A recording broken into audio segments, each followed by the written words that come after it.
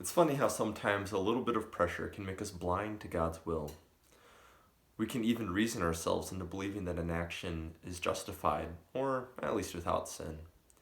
As I read Genesis 12:10 to 20 this week, I saw that this is what was happening to Abram and Sarai. And I encourage you to read this passage now or after this devotional and come to your own conclusion.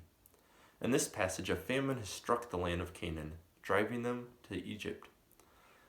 As they journey there, Abram tells Sarai that she should tell the Egyptians that she is just his sister, not his husband or his wife.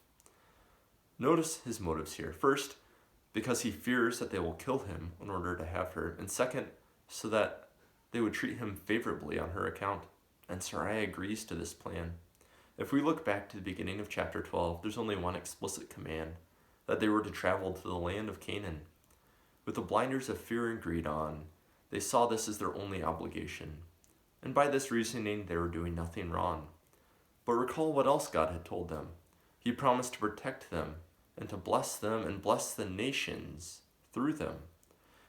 If they had remembered God's intention for their lives, then perhaps they would not have deceived the Egyptians. Perhaps instead they would have sought to bless them, or at least have treated them honorably.